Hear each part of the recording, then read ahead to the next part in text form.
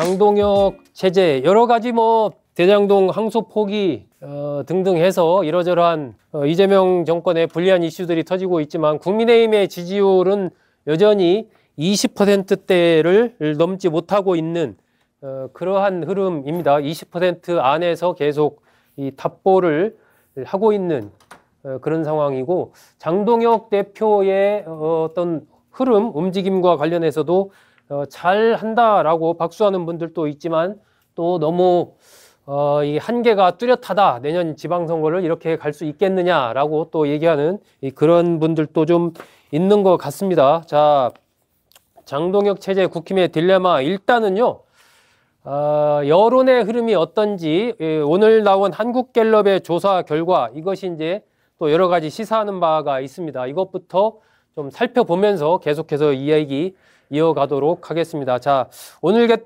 발표된 한국갤럽 조사 11일부터 13일까지 조사한 거고요. 이동통신 3사제공 무선전화 가상번호 무작위 추출로 표본 추출했습니다. 전화 조사원 인터뷰한 거고, 18세 이상 1,003명, 표본 오차는 플러스 마이너스 3.1%포인트, 95% 신뢰 수준입니다. 대통령 지지율 그래프부터 한번 볼까요? 대통령 직무수행 평가, 오늘 발표된 한국갤럽의 조사 결과입니다. 지난주에 비교해서 지난주에 63%였거든요. 오늘 59%, 4%포인트 떨어졌습니다.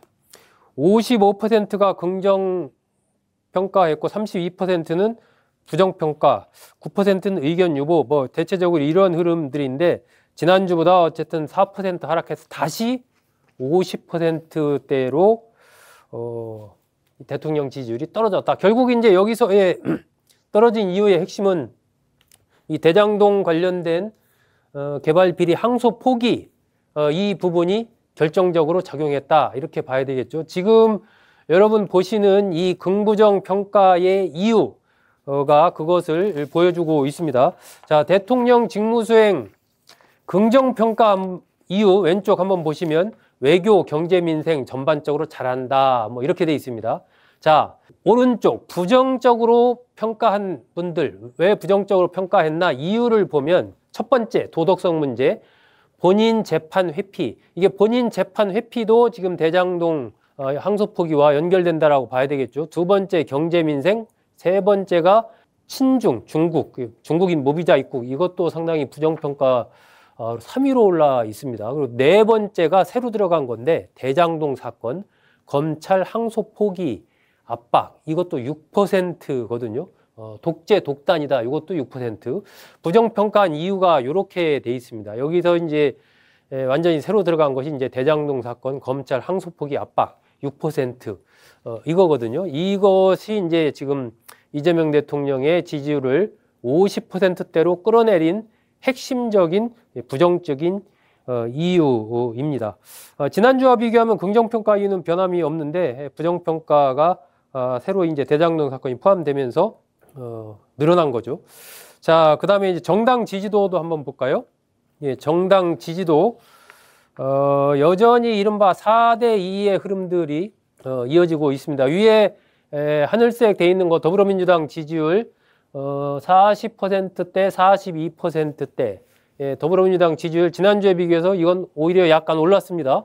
국민의힘 지지율은 26%에서 24%로 떨어지고, 예, 민주당 지지율은 약간 올라가고 국민의힘 지지율은 약간 떨어지고, 전체적으로 쭉 이 조사하는 결국 하나의 조사보다도 전반적인 트렌드 흐름을 봐야 되는데, 여러분 그래프에서 보시다시피 쭉 보시면 대체적으로 민주당 지지율 40%대 초반, 그죠? 초반 쭉 유지하고 있는 그런 흐름이고, 국민의힘 지지율은 20%대 중반, 24%에서 한 26% 여기 왔다 갔다 하는 최근 흐름, 거의 변함이 없습니다. 이른바 4대2 구도가 유지가 되고 있다. 여기서 결국 이제 국민의힘의 지지율이 주목이 되는 거죠. 민주당 지지율은 보통 뭐 40%대 초중반 정도면은 어느 정도 정당 지지율을 간다라고 봐야 되고, 국민의힘 지지율이 좀처럼 이 30%대로 올라가지 못하고 있다. 20%대에 계속해서 지금 머물러 있다. 답보돼 있다. 이것이 이제 현재 국민의힘의 상당한 딜레마를 주고 있는 것이죠. 고민거리를 던져주고 있는 겁니다. 자, 대장동 개발 비리 의혹 사건 관련된 표도 한번 볼까요? 지난번 대장동 개발 비리 사건 관련자들에 대한 1심 판결, 이거 검찰 항소 안 했는데 이거 어떻게 생각합니까? 이렇게 물어봤거든요. 예, 여기에서 여러분들이 좀 주목해 보셔야 될 거, 연령별로 봤을 때 40대, 50대, 예, 요걸 주목해 보셔야 됩니다. 보통 40대, 50대는 민주당에 대한 거의 정말 아주 콘크리트 지지층이거든요. 40대, 50대가 아주 강고한 민주당에 대한 지지 흐름을 보여주고 있는 세대가 40대, 50대인데 대장동 개발 비리 사건 이번에 이 항소 검찰이 포기한 거, 이것에 대해서는 이게 지금 적절하다와 적절치 않다가 상당히 지금 비슷한 흐름으로 가고 있습니다. 40대의 경우는 적절하다 43%, 적절하지 않다 42%, 50대의 경우는 적절하다 45%, 적절하지 않다 38%. 지금까지 쭉 보여졌던 여론조사의 흐름과는 상당히 이번에 이 검찰의 항소 포기와 관련된 4050의 흐름은 상당히 이례적이다라고 할 정도로 지금 팽팽하게 맞서고 있다라는 부분이 상당히 이 표에서 주목되는 그러한 부분입니다. 그리고 이제 여기에서 뭐 진보층은 적절하다라고 보고 보수층은 부적절하다라고 보고, 이건 이제 대략 정치 성향별로 비슷하게 이제 볼 수 있는 그런 부분인데, 중도층의 흐름, 중도층은 대장동 개발 비리 의혹 사건 관련해서 어떻게 보고 있느냐? 부적절하다가 중도층에서 48%를 지금 기록을 하고 있습니다. 이런 정도로 중도층에서도 이번에 항소 포기가 이게 문제가 많다, 이 사건이 이렇게 지금 보고 있다라는 거죠. 이것은 어쨌든 기존의 쭉 여론조사의 흐름 속에서는 이 4050의 흐름과 중도층의 흐름은 좀 눈여겨볼 부분이다, 이렇게 볼 수가 있습니다. 자, 국민의힘이 전반적으로 어쨌든 정당 지지율에서 이 박스권을 탈출하지 못하고 있는 흐름, 이것은 이번 한국갤럽 조사 말고 지난주 13일 날 발표됐죠. 13일 날 발표된 NBS 조사 성적표, 여기에서도 비슷하게 나오고 있습니다. 국민의힘 21%, 민주당 42%, 거의 뭐 2배 정도 이렇게 차이 나는 걸로 이렇게 NBS 조사에서 나왔거든요. 민주당 지지율과 정당 지지율 42대 21로 이렇게 나왔습니다. 이 핵심적인 것은 중도층 이탈이 결정적입니다. 민주당은 직전 조사에서 한 6% 중도층이 상승한 반면 국민의힘은 중도층에서 8%포인트가 하락을 해서 11%를 기록을 했거든요. 결국은 지금 중도층에서 국민의힘에 대한 지지율이 상당히 지금 빠지고 있다라는 얘기죠. 이것이 이제 국민의힘이 좀처럼 20%대 지지율을 탈출하지 못하고 있는 핵심적인 이유다, 이렇게 말씀드릴 수가 있습니다. 최근에 국민의힘 장동혁 대표 정부 여당을 향해서 굉장히 강한 목소리를 내고 있습니다. 이재명 대통령에서 대통령이라고 부르지 않고 뭐 히틀러라고도 부르고 뭐 독재자라고도 뭐 부르고 이런 식으로 이제 상당히 좀 이 강한 어떤 그런 어휘를 사용을 하고 있습니다. 제명이라는 이름 대신 또 뭐 재앙 이렇게도 하고요. 막 이거 너무 센 거 아닌가 할 정도로 이렇게 강한 높은 발언을 이어가고 있는 중입니다. 지난번에 뭐 5.18 민주 묘지도 찾으려다가 그때 참배하지는 못했죠. 그랬었는데 뭔가 좀 외연 확장에 나서는 것 아니냐 이런 얘기도 있었는데, 최근 황교안 전 국무총리 관련된 발언을 통해서 이게 다시 또 이른바 윤 어게인 세력을 옹호하는 쪽으로 돌아선 거 아니냐, 이렇게 행보가 좀 오락가락 한다라고 할까요? 이러한 모습을 보이고 있습니다. 최근에 지난 12일이죠. 국회에서 열린 대장동 개발 비리 항소 포기 규탄 대회에서 장동혁 대표가 이렇게 얘기를 했습니다. 이 무도한 정권이 대장동 항소 포기를 덮기 위해 황교안 전 국무총리를 긴급 체포했다 이렇게 얘기를 하면서 우리가 황교안이다 뭉쳐서 싸우자 이렇게 얘기를 했습니다. 그래서 부정선거론을 옹호하고 대통령 탄핵 이것을 좀 이른바 부정적으로 그런 의견을 가진 황교안 전 국무총리를 언급한 거 이것이 이제 과연 이제 어떤 외연 확장 하려고 하는 행보가 맞는 것이냐 하면서 이른바 내란 프레임을 다시 한번 또 상기시키는 실제로 이제 민주당에서 내란 정당 국민의힘 이슈를 다시 꺼내 들었고 여차하면은 위헌정당 심판 청구를 하겠다 지금 이렇게 얘기를 했습니다. 여러 가지 이제 안팎에서 이 황교안 발언에 대한 비판이 쏟아지니까 장동혁 대표가 이거 의원총회에서 즉흥적 발언이 아니다. 상당히 좀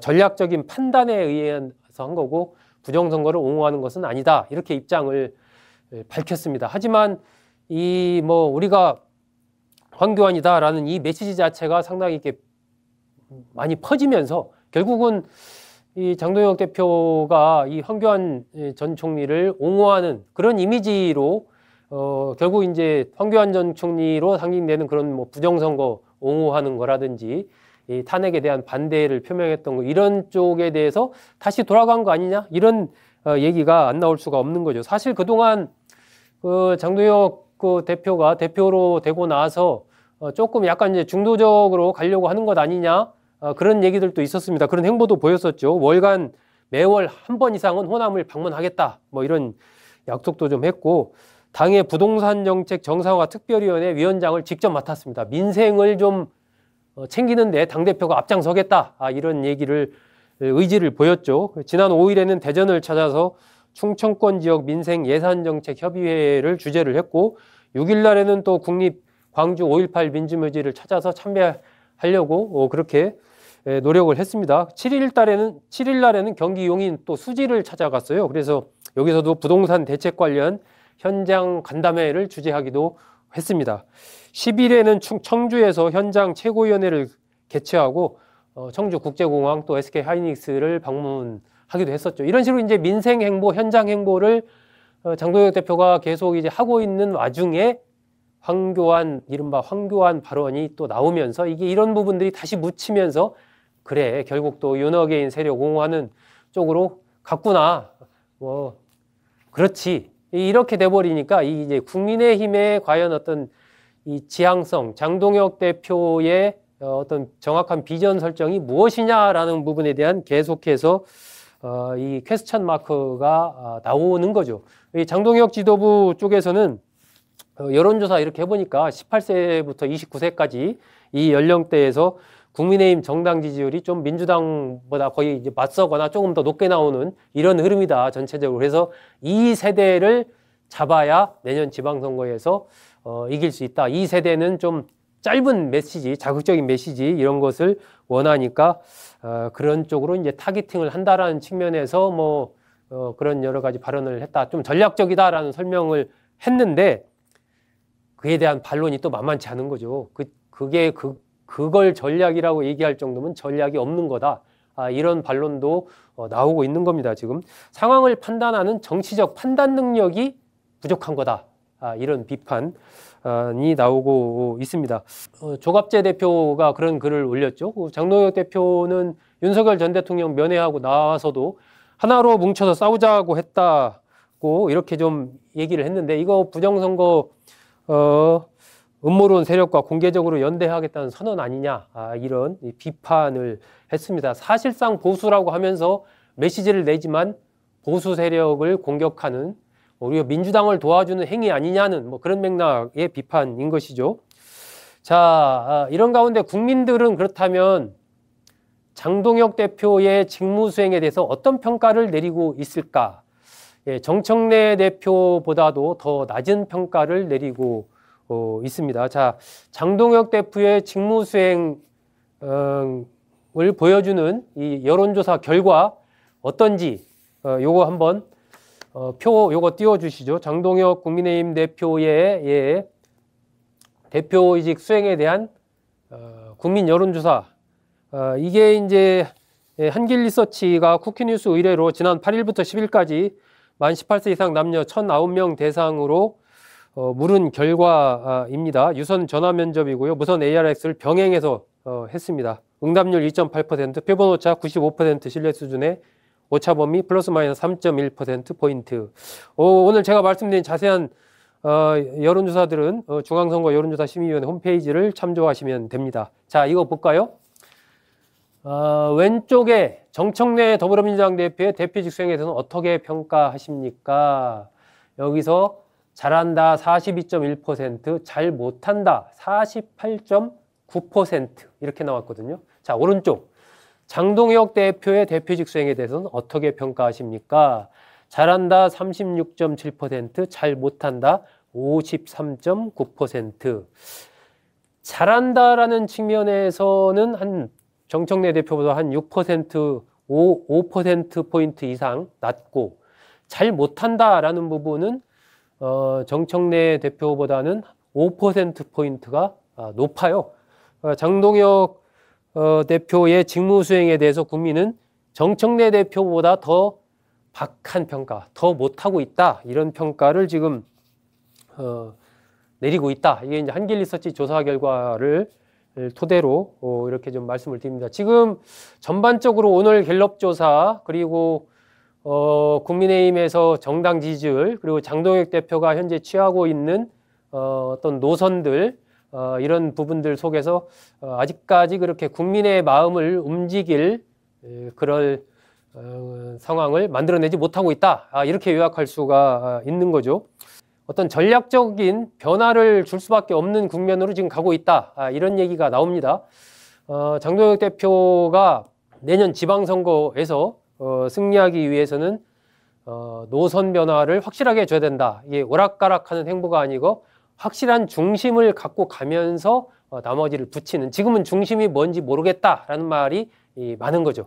그래서 결국은 이제 부정선거를 주장했던 세력들이라든지 이른바 윤 어게인 세력들이라든지 이쪽과는 일정하게 거리를 두는 그런 모습이 불가피한 거 아니냐, 이런 얘기가 나오는 겁니다. 그러면서 민생 행보를 하고 또 어떤 이 큰 틀에서의 전략적인 행보, 전략적인 틀, 그걸 먼저 짜고 그 속에서의 로드맵을 가져가면서 어떤 장소를 방문하거나 어떤 행동을 했을 때의 거기에 확실한 의미 부여를 하고 그에 맞는 전술을 내놓고, 그리고 나서 또 메시지도 그에 맞는 메시지를 내주고, 이래야 이제 어떤 효과를 볼 수 있는 것 아니냐. 지금은 여기도 가고 저기도 가고 이렇게 하지만 뭔가 좀 중심이 없고 확실한 임팩트가 없는 그러한 상황이기 때문에 국민으로서는 마음을 국민의힘에 이렇게 썩 줄 수 없는 이런 상황이 이어지고 있다, 이런 평가가 나오는 거죠. 이것이 결국 이제 국민의힘의 지지율이 이 30%를 지금 뚫지 못하고 있는 그러한 핵심적인 이유 아니냐, 그런 지금 평가가 나오고 있는 겁니다. 네, 오늘 소중섭의 시사쇼 두 번째 순서에서는 이 장동혁 체제의 딜레마에 처한 국민의힘의 상황 말씀드렸습니다.